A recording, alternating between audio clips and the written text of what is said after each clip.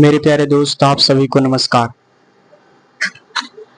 कल की क्लास में केमिस्ट्री में हम लोग देखे थे पदार्थों के बारे में। पदार्थों के बारे में क्या देख लिए थे? पदार्थ की कितनी अवस्था है? तो 5 अवस्था है।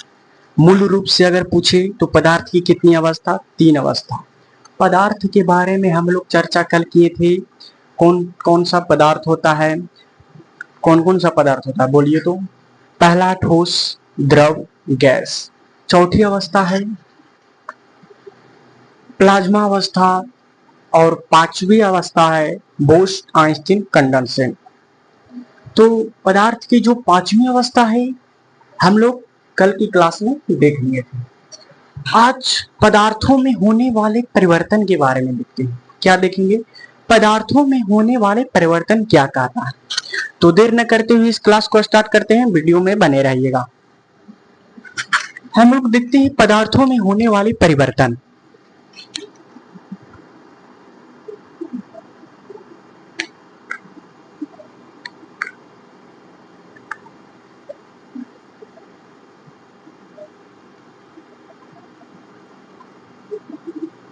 पदार्थों में होने वाला परिवर्तन। पदार्थों में होने वाला परिवर्तन मुख्य रूप से 2 पदार्थ आता। कौन कौन? एक आता है भौतिक परिवर्तन, एक आता है भौतिक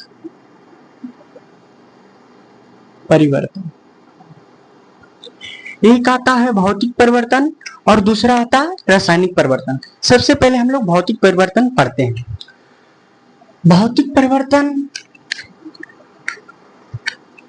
यह उत्क्रमणीय परिवर्तन होता है। जो भौतिक परिवर्तन होता है, जो उत्क्रमणीय परिवर्तन होता है, यह कह सकते हैं भौतिक परिवर्तन उत्क्रमणीय परिवर्तन होता है। भौतिक परिवर्तन कौन परिवर्तन होता है? उत्क्रमणीय परिवर्तन होता है।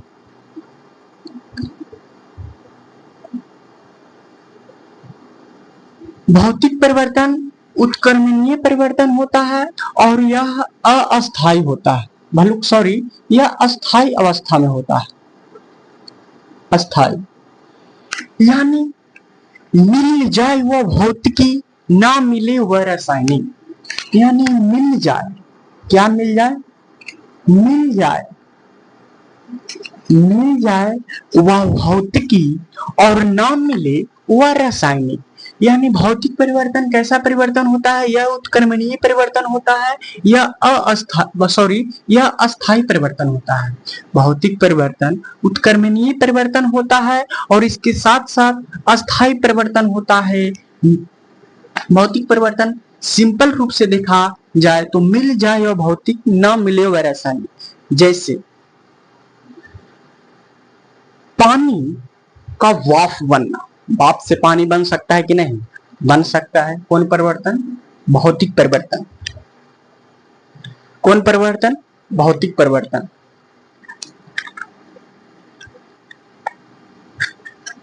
कपूर का जलना। कपूर का जलना कौन परिवर्तन है? भौतिक परिवर्तन है। भौतिक परिवर्तन याद रखने का सिंपल यह तरीका है कि या तो अस्थायी परिवर्तन होता ही है और इसके साथ साथ यह उत्क्रमणीय परिवर्तन होता है। सिंपल रूप से देखा जाए भौतिक परिवर्तन के ऊपर, जो मिल जाए वह भौतिकी और ना मिले वह रासायनिक। रासायनिक परिवर्तन की ओर आते हैं हम लोग।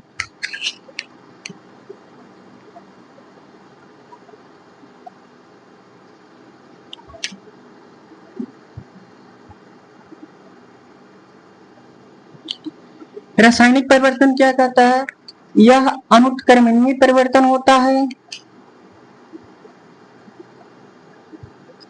यह अनुत्क्रमणीय परिवर्तन होता है और यह अस्थायी होता है।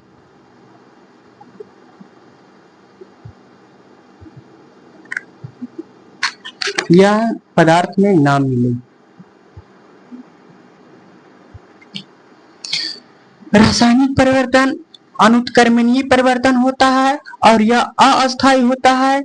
इसे सिंपल रूप से में देखा जाए, इसे ना मिले, मिल जाए वह भौतिकी, ना मिले वह रासायनिक।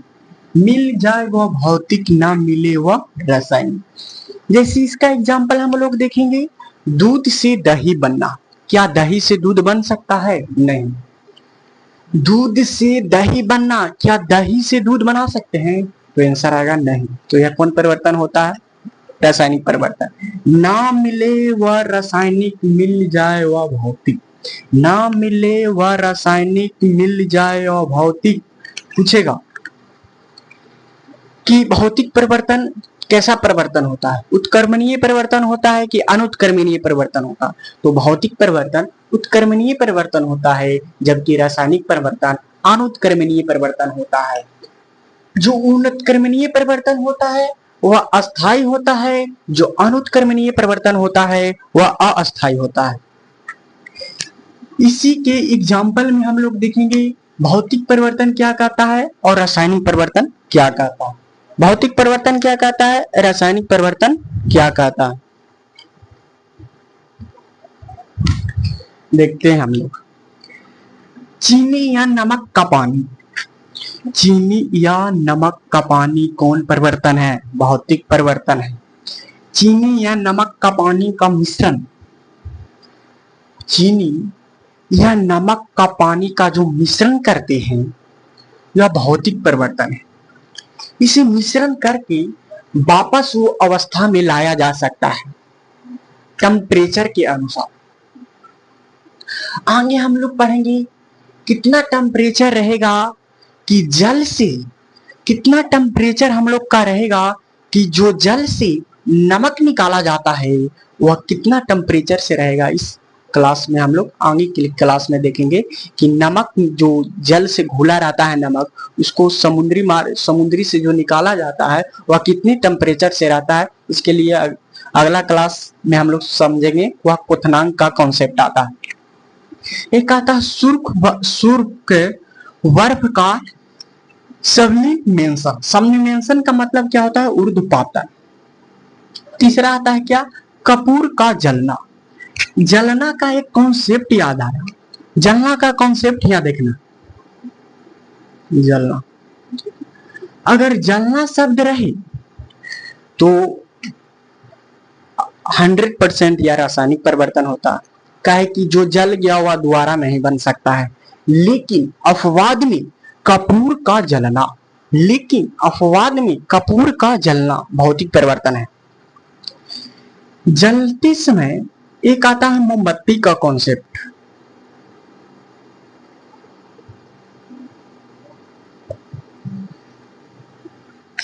मोमबत्ती का कॉन्सेप्ट आता है कि मोमबत्ती का पिघलना तो भौतिक परिवर्तन, मोमबत्ती का जलना, मोमबत्ती का जलते समय भौतिक परिवर्तन भी हो सकता है और रासायनिक परिवर्तन हो सकता है। क्यों भौतिक और रासायनिक परिवर्तन होता है? क्योंकि मोमबत्ती का जब पिघल रहा है तो भौतिक परिवर्तन में आता है, और मोमबत्ती जल रहा है तो रासायनिक परिवर्तन में आता है। इसीलिए हम लोग कहते हैं मोमबत्ती के जलते समय, मोमबत्ती के जलते समय कौन सा परिवर्तन आता है? भौतिक और रासायनिक दोनों। यह याद कर लीजिएगा, जलना का यह कॉन्सेप्ट है। कपूर का जलना हो गया। उसके बाद आता है क्या? रेत का पानी में विलय। रेत का पानी में क्या होता है? विलय होता है। रेत का पानी में विलय भौतिक परिवर्तन होता है। मोस्ट इंपॉर्टेंट में से यह प्रश्न है भौतिक परिवर्तन से कि लोहे का चुंबकीयकरण, लोहे का चुंबकीयकरण कौन सा परिवर्तन होता है? तो भौतिक परिवर्तन होता है। उसके बाद क्या आता है? अम्लीकृत जल का वैद्युत अपघटन। अम्लीकृत जल का कौन अपघटन? वैद्युत अपघटन। अम्लीकृत जल का वैद्युत अपघटन भौतिक परिवर्तन आता है। भौतिक परिवर्तन क्लियर हो गया मेरे दोस्त। अब आते हैं रासायनिक परिवर्तन की। रासायनिक परिवर्तन क्या कहता है देखिएगा। फास्फोरस को केरोसिन तेल में डालना। फास्फोरस को केरोसिन तेल में क्या करना? डालना। फास्फोरस को जब केरोसिन तेल में डालते हैं तो कौन सा परिवर्तन होता है? रासायनिक परिवर्तन होता है।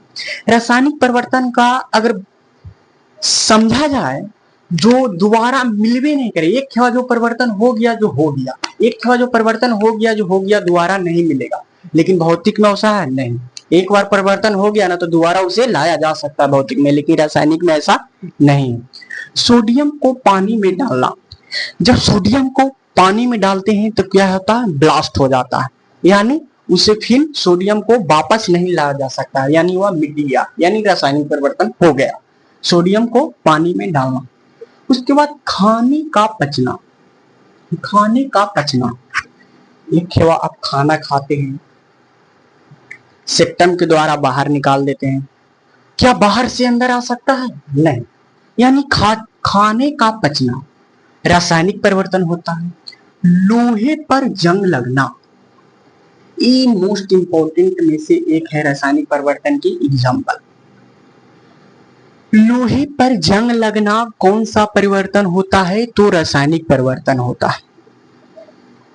पांचवा आता है द्रवित पेट्रोलियम, द्रवित पेट्रोलियम गैस का दहन, यानी पेट्रोलियम आप खपत कर रहे हैं तो यह कौन प्रक्रिया है, दहन कर रहे हैं यानी खपत कर रहे हैं, कौन सा प्रक्रिया है, तो यह है रासायनिक परिवर्तन। उसके बाद आता है प्लेटिनियम तार का जलना, प्लेटिनियम तार का जलना कौन परिवर्तन होता है, रासायनिक परिवर्तन। सिर्फ और सिर्फ कपूर का जलना भौतिक परिवर्तन, लेकिन जितना भी जलना शब्द लगा दे, अगरबत्ती का जलना, मोमबत्ती का जलना, जितना भी जलना शब्द लगा दे, लकड़ी का जलना, ईंधन का जलना, जितना भी जलना शब्द लगा दे, वह कौन सा परिवर्तन होता है, रासायनिक परिवर्तन। लेकिन एक अपवाद है मेरे दोस्त, जलना समय भौतिक में भी होता है, वह कपूर का जलना, ये अपवाद में आता है। कपूर का जलना यह अपवाद में आता है जो भौतिक परिवर्तन होता है। तो आज हम लोग पदार्थों में होने वाले परिवर्तन के बारे में हम लोग सीखे गए। आज की क्लास में हम लोग पदार्थों में परिवर्तन होने पर भौतिक परिवर्तन और रासायनिक परिवर्तन क्या होता है, भौतिक परिवर्तन क्या होता है, रासायनिक परिवर्तन के बारे में देख लिए। भौतिक परिवर्तन में कौन कौन सा परिवर्तन होता है, रासायनिक में क्या क्या परिवर्तन होता है, हम लोग सीख रहे हैं। तो आज के लिए इतना ही रखते हैं मेरे दोस्त, मिलेंगे कल, आज के लिए इतना ही, राम राम।